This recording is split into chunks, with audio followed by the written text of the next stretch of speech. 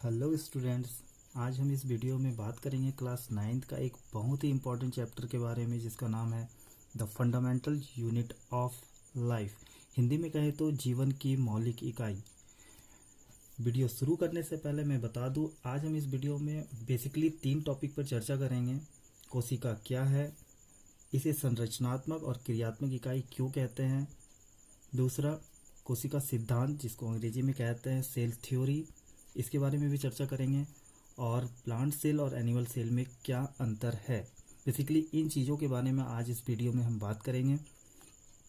तो ज़्यादा समय ना लेते हुए वीडियो को शुरू करते हैं। The fundamental unit of life, इसी के बारे में आज बातें होंगी। तो जैसा कि कोशिका का डिफिनेशन है, शरीर की संरचनात्मक एवं क्रियात्मक इकाई को कोशिका कहते हैं। तो देखिए, इसमें 2 वर्ड है, संरचनात्मक और क्रियात्मक। तो पहले इन 2 वर्ड का मतलब समझते हैं और जानेंगे कि आखिर कोशिका को ही क्यों संरचनात्मक और क्रियात्मक इकाई कहा गया है। तो देखिए,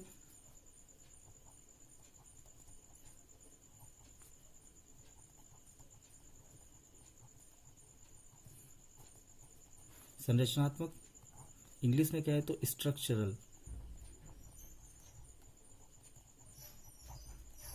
देखिए, संरचनात्मक से एक वर्ड आया है रचना।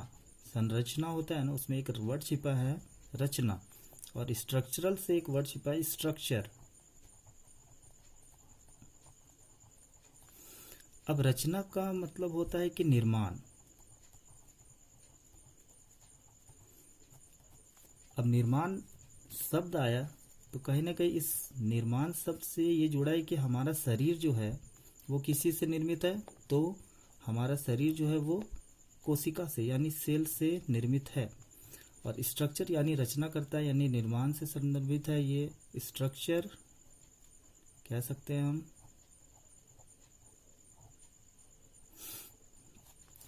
हाँ, तो समझ में आ गया होगा कि ये जो है कोशिका वो हमारे शरीर का निर्माण करता है। आगे एक और वर्ड था क्रियात्मक।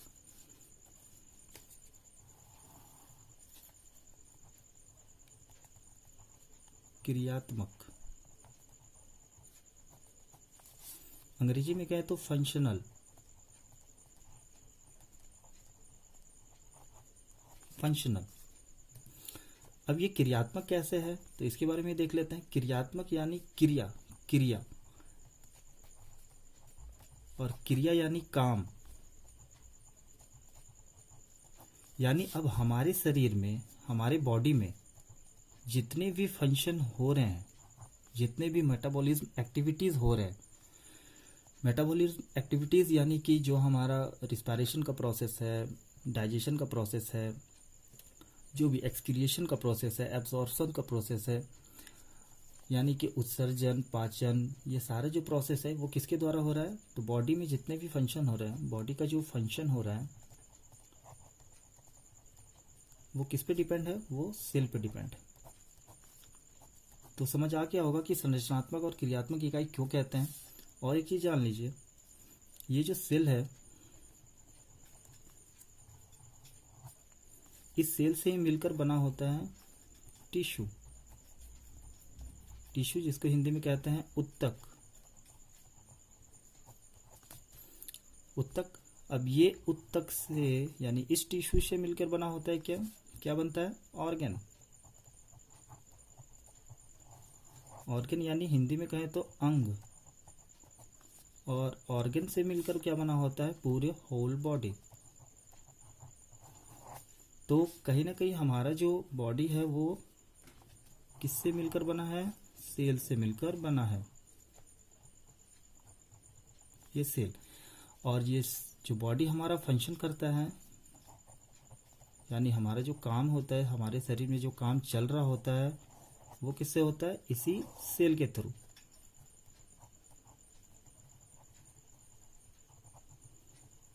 तो आप समझ आ गया होगा कि हम इसे संरचनात्मक और क्रियात्मक इकाई क्यों कहते हैं। ठीक है, तो एक पॉइंट क्लियर हो गया।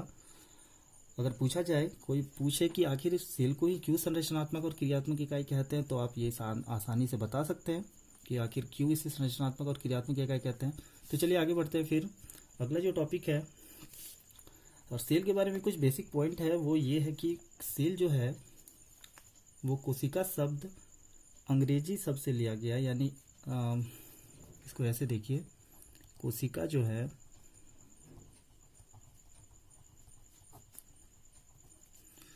अंग्रेजी में इसको कहते हैं सेल, जानते ही होंगे, इसको सेल कहते हैं।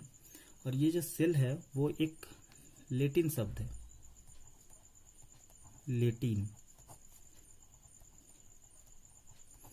ये एक लेटिन शब्द है। कौन से लेटिन शब्द से मिलकर ये सेल बना है, तो इसके बारे में भी जान लीजिए आप लोग। तो ये बना है सेलुला, सेलुला, यानी कि इस सेलुला, ये एक लैटिन शब्द है सेलुला, और सेलुला से मिलकर बना है अंग्रेजी शब्द सेल। और इस सेलुला का अर्थ होता है एक छोटा सा कमरा। ये आप लोग क्लास 8 में पढ़ चुके होंगे, लेकिन फिर भी एक बार रिवीजन हो जाए। एक छोटा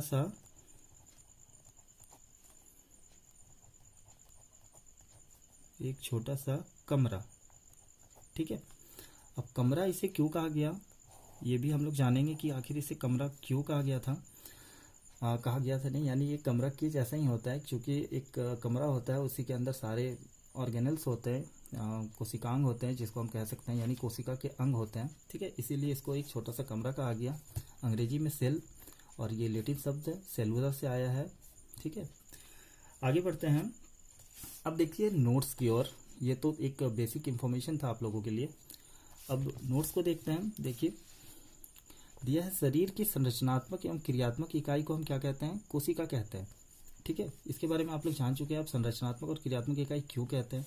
आगे बढ़ते हैं। इसमें दिया है कि ये सभी जीवों की मूलभूत इकाई है, यानी एक बेसिक यूनिट कह सकते हैं कि ये मूलभूत इकाई क्यों है।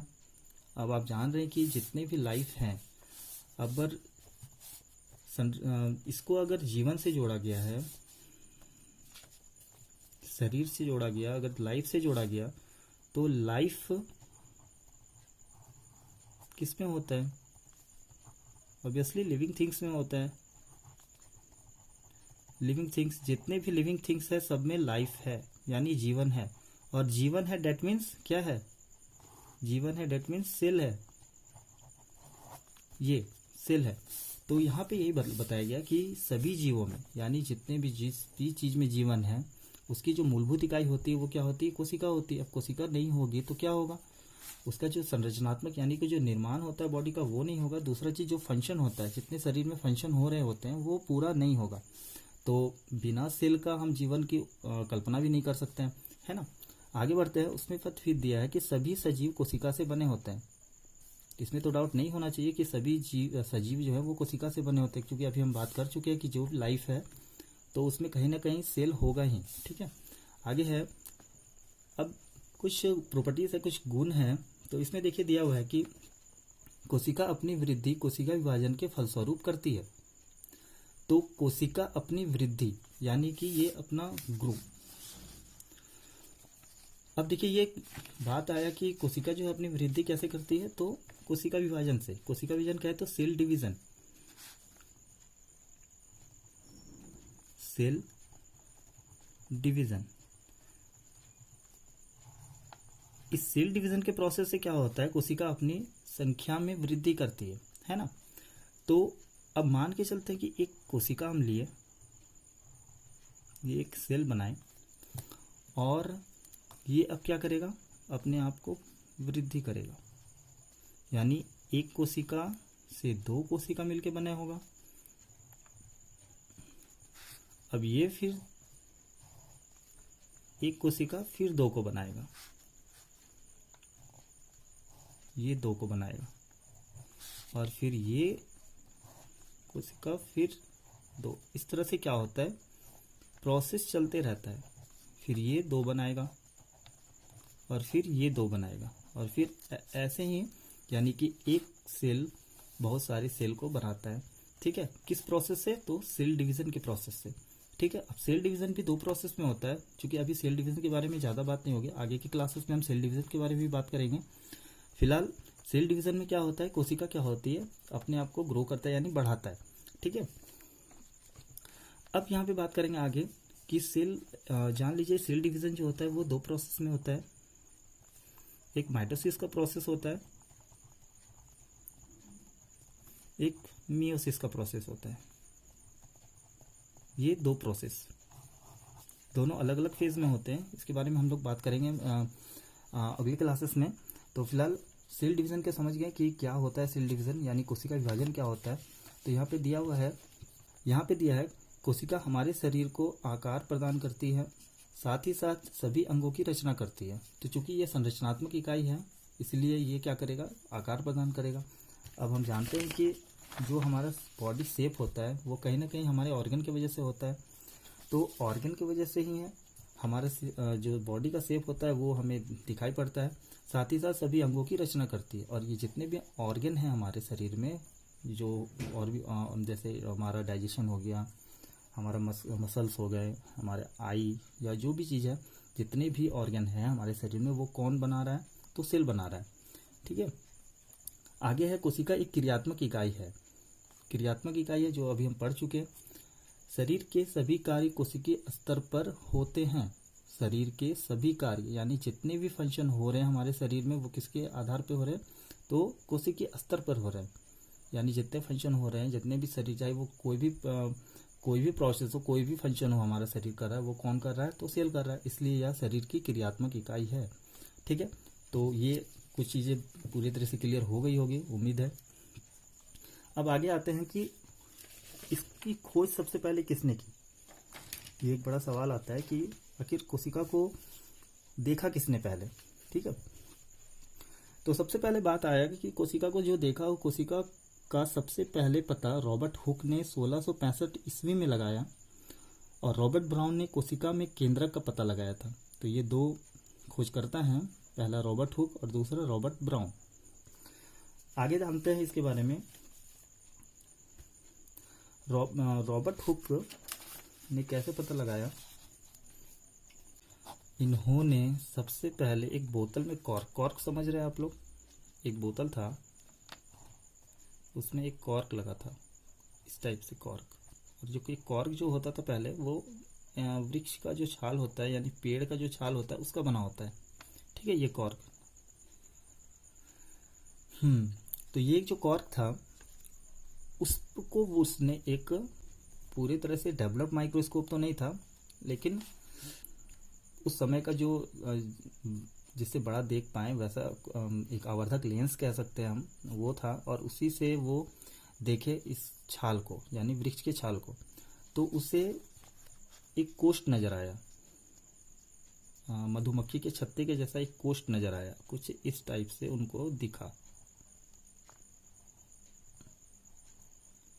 इस टाइप से ऐसा उनको दिखा, एक घर के जैसा, यानी ऐसा ऐसा इस तरह से उनको एक कोष्ठ नजर आया। तो इसी का उन्होंने नाम क्या दिया, कोशिका दिया। ठीक है, और तभी से कोशिका की क्या हुई, खोज हुई। ठीक है, तो सबसे पहले कहा जाए कि रॉबर्ट हुक ने कोशिका को कहाँ देखा, तो आप कह सकते हैं कि रॉबर्ट हुक ने कोशिका को एक वृक्ष के छाल जो होता है यानी बार्क अंग्रेजी में, उसमें देखा, और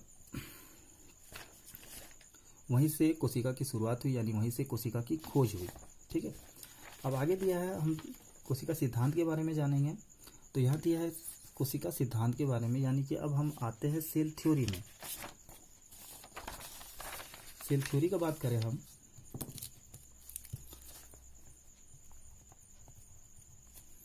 सेल थ्योरी हिंदी में कहे तो कोशिका सिद्धांत।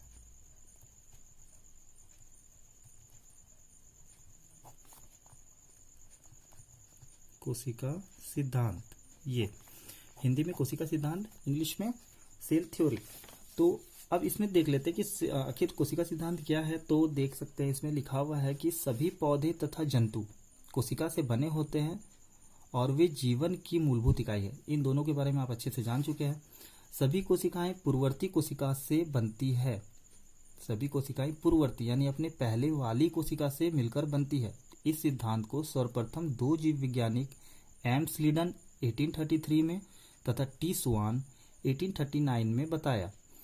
तो इसको हम जान ले कि ये पूर्ववर्ती कोशिका, अगर आप लोग को नहीं समझ आ रहा है तो एक बार फिर से वही डायग्राम को हम देखते हैं। जैसे कि यहाँ पे आप देख सकते हैं कि जो पहले वाला सेल है, ये सेल है ना। अब ये जो सेल बना, ये अपने पहले वाली कोशिका से बना, ये दोनों अपने पहले वाली कोशिका से बना। अब फिर ये अपने पहले वाली कोशिका से बना, यानी जहाँ से ओरिजिन हुआ, ठीक है, यानी वो पहले वाली ही कोशिका से मिलकर बना होता है। इस तरह से वो आगे बढ़ते जाता है, ठीक है। तो यही जो ये जो प्रोसेस है, ये वाला प्रोसेस, इसी को हम कहते हैं सेल थ्योरी। सेल थ्योरी, ठीक है। यानी कि सारी कोशिकाएं अपने पहले वाली कोशिकाओं से मिलकर बना होता है। ज़्यादा कुछ है नहीं इसमें, बस इसमें यही समझना है आपको। और फिर आगे आते हैं। अब देखिए दिया है आगे फिर कि मानव शरीर में पाए जाने वाली कुछ कोशिकाओं के नाम। तो हमारे शरीर, अब तो हम ये जान चुके हैं कि जितने बॉडी होता है, जो भी लिविंग थिंग्स होते हैं, वो कोशिका से मिलकर बने होते हैं। तो हम अपना अगर ह्यूमन का बात करें तो उसमें कौन कौन सी कोशिकाएं पाई जाती हैं। तो बेसिकली यहाँ पे दिया है कि तंत्रिका कोशिका जो है वो पाई जाती है ह्यूमन में, यानी मानव में। दूसरा रुधिर कोशिका, जो ब्लड सेल होता है, हमारा खून। वसा कोशिका, फैट सेल। अस्थि कोशिका, बोन सेल। चिकनी पेशी कोशिका, मस्कुलर सेल। और जनन कोशिका यानी रिप्रोडक्टिव सेल, ठीक है। यानी सारे के बारे में हम बात करेंगे। आपका जो नेक्स्ट एक्सरसाइज, नेक्स्ट चैप्टर है टिश्यू, उसमें ये सारा कुछ है जिसमें हम बात करेंगे। आगे है पादप और कोशिका, जंतु कोशिका में अंतर। तो अब यहाँ पे बात होगा कि प्लांट सेल और एनिमल सेल में क्या डिफरेंस है। क्योंकि अब सेल तो सभी में होता है, ये हम जान चुके हैं। क्योंकि प्लांट भी क्या है, प्लांट भी लिविंग थिंग्स है। प्लांट भी क्या है, लिविंग थिंग्स है।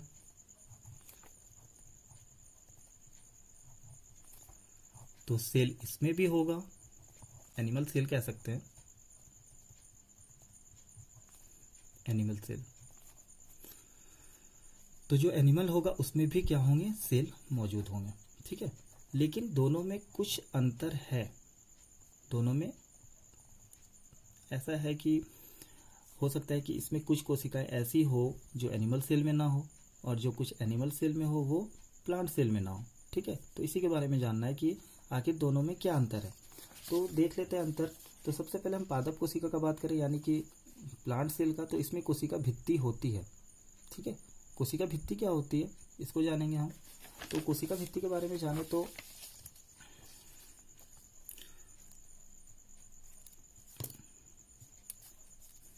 सेल बनाते हैं। पहले ये सेल बनाए, जानते सेल का कोई आकार अंडाकार भी हो सकता है। तो एक सेल बना दिया हम ये। अब सपोज कीजिए कि ये एक प्लांट सेल है, ठीक है। तो जो कोशिका भित्ति होती है, इंग्लिश में हम इसको सेल वॉल कहते हैं। तो क्या होती है कोशिका भित्ति, तो हर एक सेल का जो सबसे आउटर पार्ट होता है, यानी ये बाहर वाला देख रहे हैं, ये जो हम अपना पेन चला रहे हैं चारों ओर, यानी एक बाउंड्री, ये एक चारों तरफ से घिरा रहता है, उसी को हम क्या कहते हैं, सेल वॉल यानी कोशिका भित्ति कहते हैं, ठीक है। तो यहाँ पे दिया हुआ है कि इसमें कोशिका भित्ति होती है। अब ये देखिए, इसको मान के चलते ये प्लांट सेल है, ये प्लांट सेल है, और इसी के ठीक बगल में हम एक एनिमल सेल बनाते हैं, एक एनिमल सेल बनाए।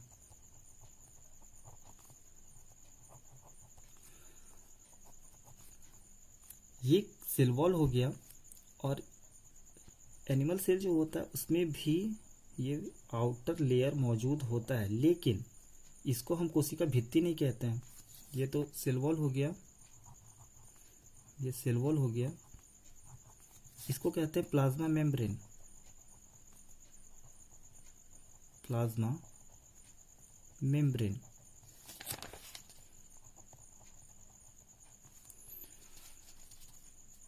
या इसको सेल मेम्ब्रेन भी कहते हैं, सेल मेम्ब्रेन। हिंदी में कहें तो इसको हम कहते हैं कोशिका झिल्ली, कोशिका झिल्ली। और ये हिंदी में इसको कहते हैं कोशिका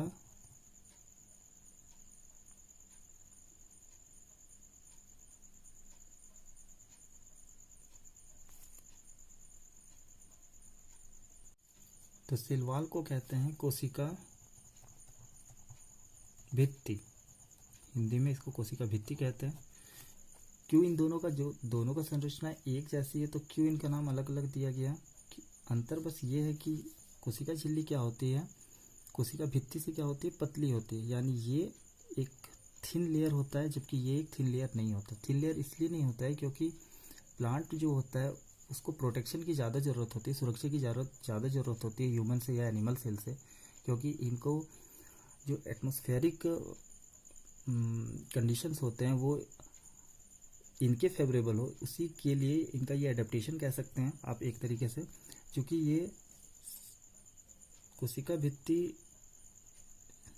ज़्यादा मोटी होने की वजह से क्या होता है, इसको मैकेनिकल सपोर्ट ज़्यादा मिलता है। जैसे कि हवा तेज बह रहा है तो उससे सुरक्षा मिलता है, बारिश हो रही है उससे सुरक्षा मिलता है, और जो टेम्परेचर होता है, जो तापमान होता है एटमॉस्फेयर का, उससे सुरक्षा मिलती है। तो इसी वजह से इसका दोनों का नाम क्या किया गया, अलग अलग दिया गया।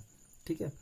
सेल प्लांट सेल में कोशिका झिल्ली होती है, लेकिन इसके पीछे होती है, सेल वॉल के पीछे ही कोशिका झिल्ली होती है, लेकिन ऐसा कहीं बुक में जिक्र होता नहीं है, तो इसको आप कोशिका भित्ति ही समझिए। ठीक है। अब देखते हैं आगे जो दिया हुआ है आपके नोट्स में,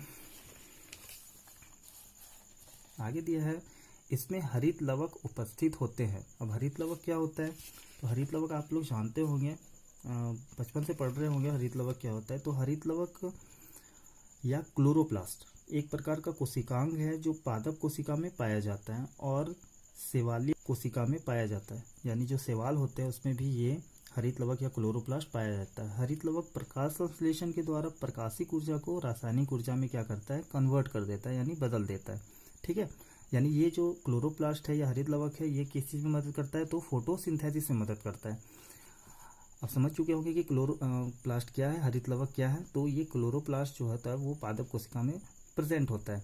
आगे है इसमें प्रकाश संश्लेषण होता है, क्योंकि हरित लवक है तो फोटोसिंथेसिस का प्रोसेस होगा, और ये जो सेल होते हैं वो प्रायः बड़े आकार की होती है। ठीक है। आगे है जंतु कोशिका के बारे में, तो साफ साफ दिया है कि इसमें कोशिका भित्ति नहीं होती, इसमें हरित लवक अनुपस्थित होते हैं, इनमें प्रकाश संश्लेषण नहीं होता। ये प्रायः कैसी होती है, छोटे आकार की होती है, यानी ये प्लांट सेल से छोटे होते हैं। ठीक है।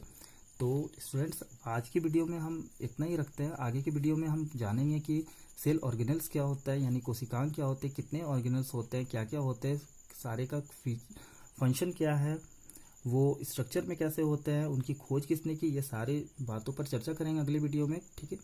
तब तक आप ये जितना कुछ बताया गया उसे अच्छे से ध्यान से देखिए और समझिए।